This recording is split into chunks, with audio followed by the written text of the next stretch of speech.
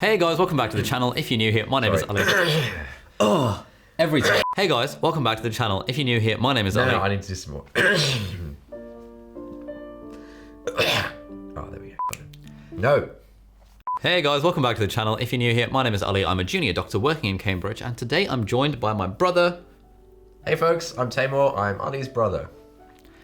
Yes, and we've already done a video together where we address some questions that people sent in via Instagram, and those are questions related to like life advice and our opinion about things like success and motivation and hard work and all that sort of stuff. But we also had quite a few questions from people asking about us and our relationship and how we grew up and all of that sort of stuff. So if you're interested in maybe the two of us, maybe you listen to our podcast, it's called Not Overthinking. Maybe you want to find out more about us. We'll be talking about some of that in this video, but otherwise this video is not going to be very valuable at all. So if you're looking for something that'll actually add value to your life, I'd recommend following, just like checking out any of the other study tips videos or productivity videos that I've made. Alternatively, you can check out channels like Peter McKinnon or Matt Diavella to get some inspiration for value. Anyway, should we just get started with the question thing? Let's do it. Okay, so the first thing is, I guess no one really knows you via my YouTube channel. Yeah. People know you via the podcast. So can you tell us a little bit about your, what does your CV look like? What does my CV look like? Yes. I don't like the idea of like presenting yourself with like a CV, but I'll do it anyway. Thank you. I studied maths at university. I graduated a couple of years ago. Where did you study? I studied at Oxford at University College. I had a great time. After I graduated, I worked in London as a data scientist for a year at a startup called Nested in the property space. And for the past few months, I've been running my own startup with one of my friends. Okay, what does your startup do? So we're building a new kind of... all right, here's the spiel. Right. This is literally what I tell, potential customers, investors, the whole thing. We're building a new kind of modeling tool for spreadsheet users. Spreadsheets haven't really changed over the past few decades, but they're so flexible and easy to use that people are using them for all sorts of things. And modeling is a really, really valuable use case. An enormous amount of economic value flows through spreadsheet models. Most companies make decisions based on models they build in spreadsheets, but spreadsheets aren't really suited for the job. So in the same way that companies like Airtable have taken the data storage use case of a spreadsheet and turned it into its own product, we're doing the same for the modeling use case.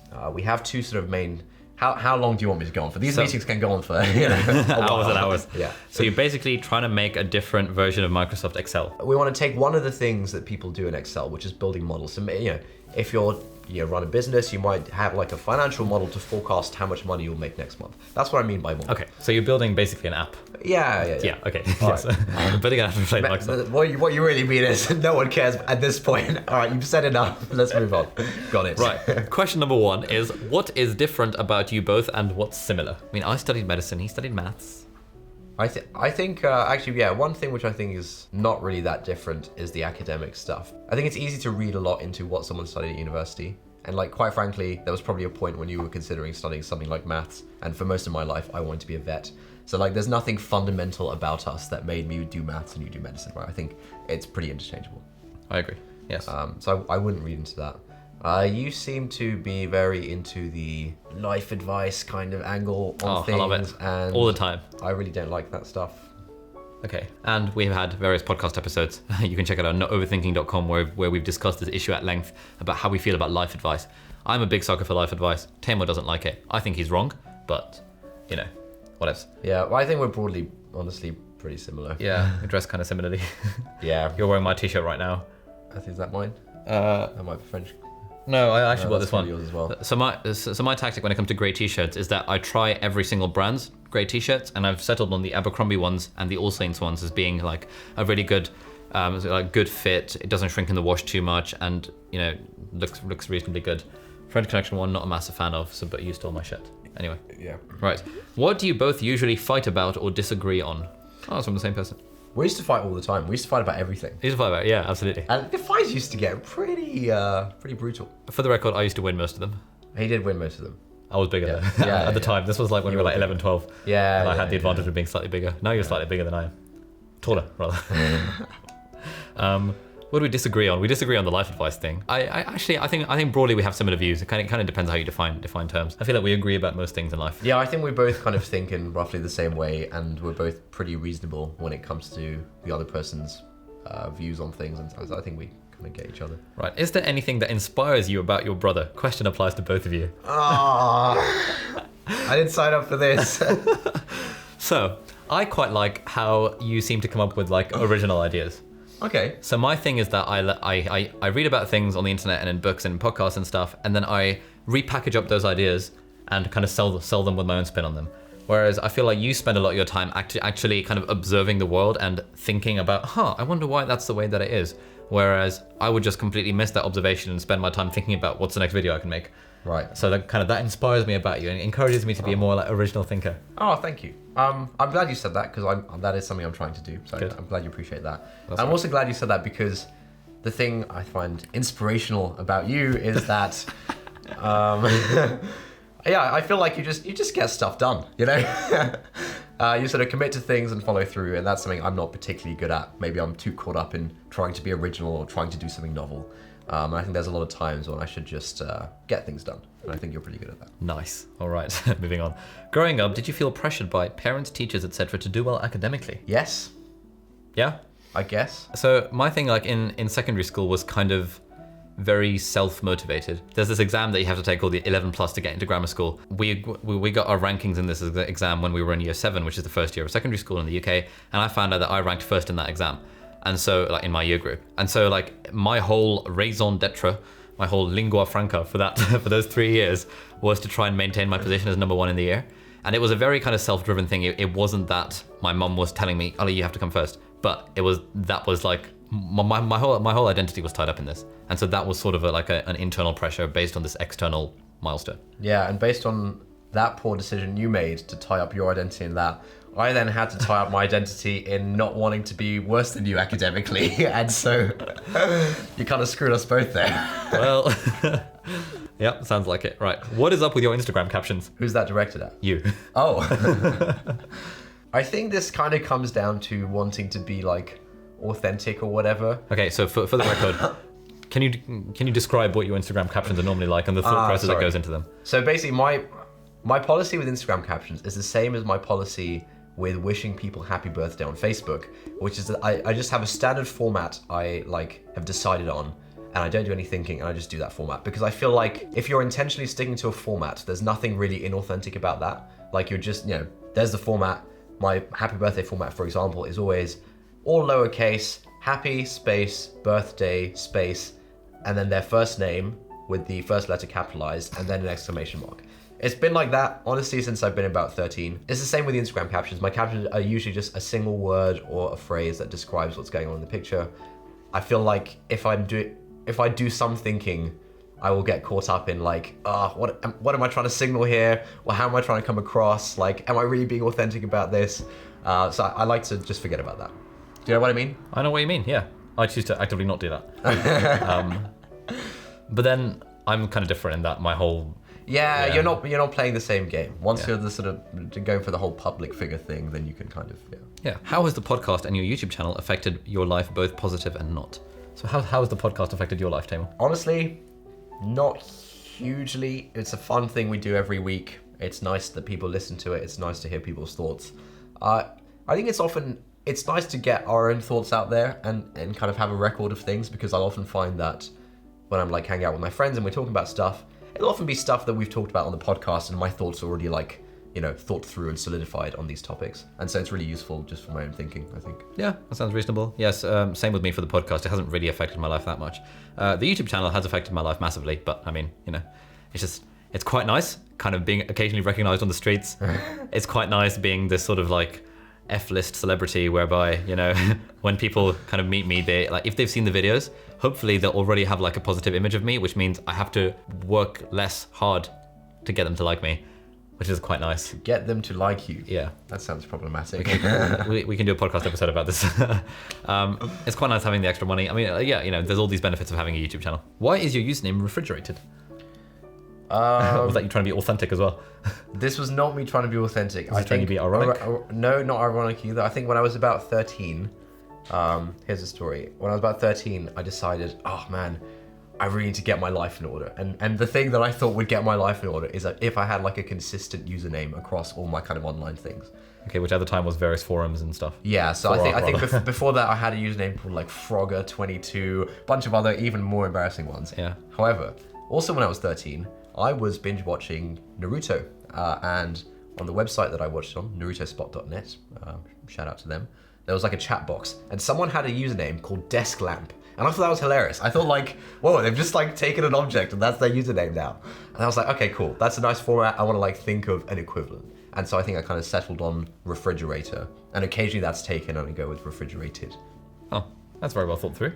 Yeah. Clearly age 13 was a big year for you. Yeah, transformational year. What was your time at Oxbridge like, and what did you enjoy the most and least? Go for it. I think I had a great time. Enjoyed the most. Look, it's going to be generic stuff. People. I made friends. I really like my friends. There are a few. I'm glad I sort of got into sort of tech and started doing that kind of stuff with other people. That was nice. Enjoy the least. I think my attitude towards studying was really bad. I kind of went in not really caring about academics, and I kind of thought, whatever. I just want to sort of coast and scrape through. And I think that was really silly, and I think I would have enjoyed it more and gotten more out of it if I hadn't waited until fourth year to actually start applying myself in my subject. Yeah, I mean, it's kind of the same for me, minus the academic part. So, you know, the best part was the people that you meet, the friends, blah, blah, blah. The location is quite nice. It was nice being in Cambridge. It was nice being in the college system, whereby you already had this existing network of friends. I got very involved in the Pakistan Society and the Islamic Society, so that was good. Made some friends through that. Least favorite part, I mean, honestly, lectures were kind of boring sometimes, but I think everyone finds that. And yeah, it is what it is. What's one thing you both are proud of about each other? Oh no. We've sort of done this already. Yeah, maybe you can link my Twitter thread about being proud of things. You have a Twitter thread about being proud of things? Yeah. I don't think I've seen that one. It's good. Okay, We can read it now. Yeah, let's read it now. Yeah, Do you want to bust it out? Bust it out. I think this was actually a pretty interesting one. Pretty interesting Twitter thread that you published. No, the discussion. Right. It's not about me, just like, it's about the discussion. I think this was a great tweet. With people. Yeah. Bro, how do I see all my tweets? Oh, there we go. I don't know, man. All right, there's a lot of me shilling for my startup at the moment. Shilling for your startup? What does that mean? Just like plugging it when people are talking about spreadsheets. You're like, hey, have you got like one of those things where it searches the word spreadsheet? Yeah. If you ever tweet the word spreadsheet, I'll be on it. That's not true. This is how you get Taimur's attention these days. Okay, here's the tweet. Here's the original tweet. What do people mean when they say, I'm proud of you? It seems to be subtly different to I'm happy for you, which kind of means that I'm happy that you're happy, I think. Have you ever told someone you're proud of them? Please help me out here. And then I think I've said it a couple of times instinctively as a canned phrase you say when someone accomplishes something. But I think I actually meant I'm happy that you're happy, like I'm happy for you. And so there was a few interesting replies. Emma Bone, at EmmaBone13 on Twitter, said, to me the phrase I'm proud of you in part means I'm happy that you're happy, but also adds recognition that you had to overcome something to achieve that happiness. That at parts of the process you struggled and you had to overcome obstacles and barriers to get the happy outcome. Okay, so that's one reply. That's kind of the difference between I'm happy you happened to get a free chocolate cake from the bakery or something like that.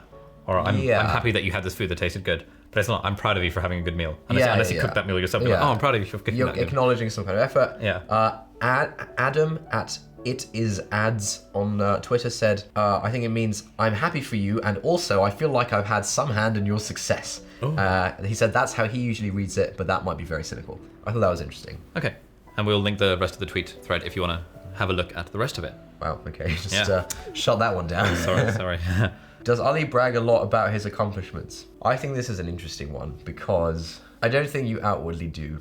Yeah. But I suspect you are inwardly quite arrogant. What does inwardly arrogant mean? Just the general use of the word arrogant, like you feel like you're a big deal or something inwardly. Come on.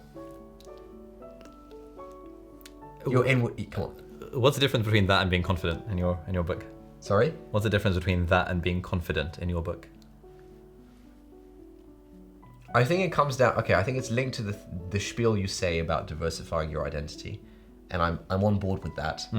But the fact that you are so open about saying, I have diversified my identity and I get my self-esteem from all these different things. Okay. Sort of implies, and I feel like your general behaviors sometimes implies that you think your sort of, success in various different areas is like really meaningful, and meaningful is the wrong word because that's fine. That's not an objectionable thing to believe. Okay. But I think you think you're a big deal. So inwardly. So in my book, the difference between arrogance and confidence is kind of knowing that you're a big deal, Arrogance is knowing that you're better than others. Okay. I think arrogance inherently implies a more kind of relativistic sort of viewpoint, whereby you might look at someone and kind of feel that you're better than them in some way or another because of your accomplishments or because of something or another. Whereas confidence is not relative. It's just, you know, I'm secure in myself. I know I have a nice life. You know, whatever. I don't know. Again, like the focus on the external achievement side of things as the driver for confidence, it doesn't sit well with it. I don't know. Wow. Okay. But Ali doesn't brag about his accomplishments. So you think inwardly I'm too proud of the fact that I've done these things? Inwardly, I fear that you might. Inwardly, the fact that I've got 300,000 subscribers on YouTube or nearly means that I'm probably being like, oh yeah, check me out. I'm a freaking don. I fear that there might be a little bit of that going on. Yeah, no, 100%. I agree. Okay. Lock me up, Your Honor. Have you ever felt your parents, friends, etc. were comparing you both? How did you feel about it? Yeah, I feel like people implicitly do this all the time with siblings. People always ask things like, oh, who's the something one? Or Who's the sporty one? Who's the clever one? Yeah, who's like more Who's the good looking one? Yeah. That doesn't end well for either of us, that one. Like, oh, where? Yeah, I think people actually do that. And it's like one of my least favorite things. And I think whenever I am in a situation where, you know, I'm meeting some siblings or sort of 2 or 3 people who are in some group, I kind of make a conscious effort to see them as their own people and not try and draw comparisons like, oh, who's better at this? Who's like this, you know? But I think people do that, and I actually don't like it. What's the most annoying thing about having a doctor brother? Oh God, I've got a lot to say about this. Yeah, man, go for it. All right. Just like lay it on thick. I have a lot of woes and sorrows with the medical community. So our mum is a doctor. A lot of kind of the sort of the people in our local Asian community are doctors. A lot of our family are doctors. And for that reason, kind of growing up, you're kind of fed this weird narrative that like being a doctor is a huge deal and being a doctor is like the best thing. And also when you're surrounded by lots of people who are doctors, often the conversation will be about medicine. So we had a bunch of people over a couple of weeks ago. Out of all these people, I was literally the only person who didn't study medicine and wasn't studying medicine or had studied medicine. There was like 8 sort of kids. I was the only non-medic. Most of the conversation was about medicine. And look, on the face of it, this is fine. It's not a problem. But I feel like if you've grown up in that kind of environment where most people only know about medicine, talk about medicine, then you kind of implicitly feel a bit devalued. And honestly, I kind of feel a bit marginalized when it comes to... Oh my God, cry me a river. Trivialize my life, why don't you?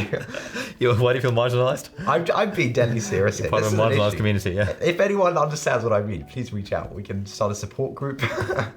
Non-Medics Anonymous. Start a GoFundMe page. Anyway, I feel marginalized because the fact that a lot of the people around you don't really get what you do and what you care about. You know, they're not explicitly saying they don't value you or they don't value these other things, but you kind of implicitly don't feel valued.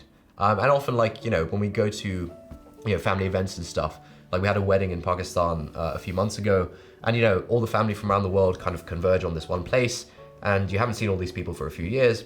And, you know, people are always like, oh, Ali, mashallah, beta, I've heard you're a doctor now, you've graduated from Cambridge, that's, you know, mashallah, well done, you must be so proud. And then they look at me and they say, oh, Taimur, so what are you up to nowadays? And, you know, I sort of say something about tech or whatever, something really generic because I know they won't get it. And they're like, oh, okay, cool. And I wouldn't say they feel sorry for you, but actually I have heard stories about like other people who, you know, from similar kinds of backgrounds who didn't do medicine. And people straight up assume that they didn't do medicine because they didn't get into medicine. So I know someone who did maths, and yeah, he was saying that oftentimes when he meets people, you know, he'll say, you know, I study maths or whatever, I do this now, and they'll flat out say, oh yeah, medicine's really hard to get into in the UK, yeah. It's completely insane. Anyway. Anything else? Any other words? I'm glad I got that out there. Damn. Whew. It's really annoying. Right, next question. Are your podcasts scripted or do you just prepare an outline and let the thoughts flow? Great topics though. The podcasts aren't scripted. We try and think of topics ahead of time. I feel like you haven't been pulling your weight on the topics front recently. No, I don't think of many topics. Like all the topics that I want to talk about are life advice-y topics. Yeah. Like, how do we deal with motivation, productivity, time management, discipline, blah, blah, blah, blah. Yeah.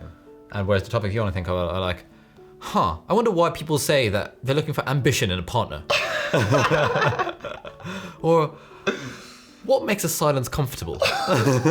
That's not how I think. Hobbies, favorite movies, and series. All right. What are your hobbies? No, I'm gonna do it. My hobbies. I like play ping pong. Yeah. Disco dancing. Yeah, we'll stop the quote there. Stop the reference. How do you feel about that? What hobbies do you have? I feel like you would have thoughts about that because it implies that humans are not valued based on their intrinsic human value and more valued based on the things, the extra things they bring to the table. And something about, this whole status of hobbies being like this thing that you're supposed to have. Everyone should have a side hustle, even though that's a myth. Right? That's broadly. I think that the question itself is innocent, but I think like asking that question. I mean, this is a different format, so I'm not saying this is bad in this format. Yeah, Funo missed. There's no shade on you, bro. No shade on you, Funo missed. But I think just the question itself has a lot of assumptions of like, lots of people do plenty of things with their time that it wouldn't be easy to sum up in some known category. Like if you play a musical instrument, it's easy to say, oh, I play the piano. This is my musical hobby. This is my sport hobby. I read this genre of books. If that's what you do, great. You have a good answer for this question. If you do other things which are a bit less standard, a bit harder to define, like browsing forums and kind of vaguely reading about web design and vaguely trying to code, and it's hard to package it up into my hobby is the internet. yeah. You sound like an absolute twat if you say the internet. Yeah, I don't like the question. Okay. But what are your hobbies if you were to package them up? These days, I think my work is sort of a hobby. Trying to build this kind of tech company to do with statistics and spreadsheets. I'm trying to learn the piano. I'd like to get back into badminton and fish keeping. I need to make an effort to do those two things. Cool. What about you? So music-wise, guitar, singing, and piano that I'm trying to improve all three at. Sports-wise, I play squash and badminton. And then just kind of make videos on the side. You get me. Nice. Favorite movies? Oh, I'm a big Spider-Man. Oh my God, Spider-Man Far From Home. So good. Yeah, that was amazing. Best movie I've seen in a while. Nice. My favorite movie is still probably The Dark Knight.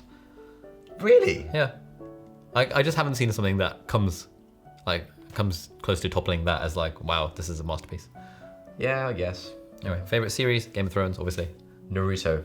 Absolutely amazing. Massive part of my upbringing. Hi, Taimur. You haven't written a blog post in a while. Will you be writing anytime soon? Thank you for reading the blog. Thank you for noticing. Yes, I actually sort of continued writing a piece this morning that I've been working on for a while.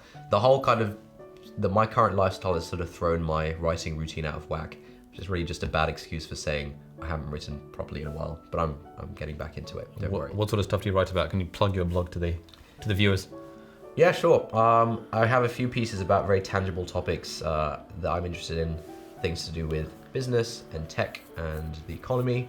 I have a few of those. And then the stuff I'm sort of doing more of these days is just personal thoughts on things and introspection done publicly, I suppose. Public introspection. Public introspection. I feel like that sounds like it's a felony. Yeah. Have you two done any projects together? We've done some projects. We have BMAT Ninja. Oh yeah, so we made these like question banks for the BMAT and the UK CAT, which were medical school, They were online learning platforms, not question banks. Online learning platforms for these medical school exams. So we worked on that. Do we do anything else together?